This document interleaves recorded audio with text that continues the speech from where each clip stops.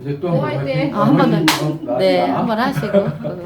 소장님 궁금한 게 있는데요. 네. 저희를 찾아오는 산모님들은 일단 출산이 궁금해서 찾아오고 병원이 알려주지 않은 출산 네. 그리고 출산을 잘하고 싶어서 그러니까 자기 주도적 출산을 하고 싶어서 찾아오는 분들이 많이 있어요. 근데 이분들이 이제 상담을 하다 보면 코골이에 대해서 많이 물어보는데 결혼 전 혹은 임신하기 전에 저는 코골이가 없었어요. 그런데 제가 푹 자라고 얘기하거든요. 밤에 새벽 1시, 2시까지 막 인터넷 뭐 SNS 한다고 잠 막 이렇게 설치지 말고 잠을 잘 자라 얘기하면 이제 코골이를 말씀하시는 분들이 있어요. 근데 중요한 건 임신 전에는 코골이가 없었어요. 근데 네. 임신하고 나서 코골이가 생기니까 잠을 푹 자도 잔 것 같지가 않아요. 그래서 이렇게 이제 묻는 산모들이 있어서 제가 궁금한 건 임신 후에 없던 코골이가 생길 수 있는 건가요?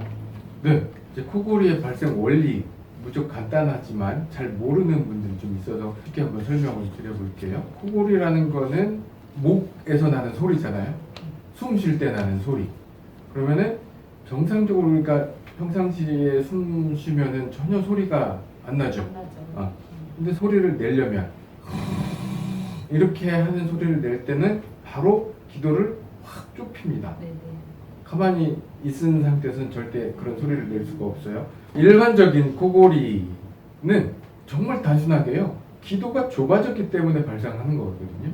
자는 동안에는 이제 근육이 다 이완이 되잖아요. 그래서 하면서 이 목젖도 내려오고 혀도 처지면서 숨길이 좁아집니다.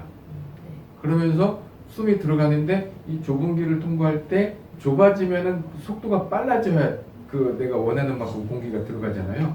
그래서 좁게 만들어서 숨을 살살 쉬면 소리 안 나죠. 근데 세게 들어가니까 거기서 진동이 발생하게 돼요. 그래서 바람 부는 날 프랑카드가 펄럭펄럭 하는 바람이 세게 불면 프랑카드가 소리가 훨씬 커지잖아요. 그것처럼 공기의 속도가 빨라지면 코골이 소리가 커지는 거거든요. 자, 그러면은 이 속도가 빨라지는 조건은 내가 숨을 세게 쉴 때, 그 다음에 기도가 더 좁아졌을 때, 이 두 가지 조건이 만들어졌을 때 코골이 소리가 발생을 해요. 그러면 여기서 기도가 좁아지는 원인은 근육이 이완이 되어서 좁아졌어요.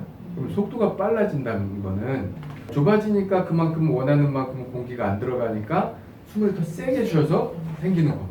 그게 그냥 일반적인 코골이고요. 이제 더 진행이 돼서 더 좁아져 버리면 이제 소리가 아예 안 나죠. 피리를 불 때 아주 이 틈을 좁게 만들면 소리가 안 나잖아요.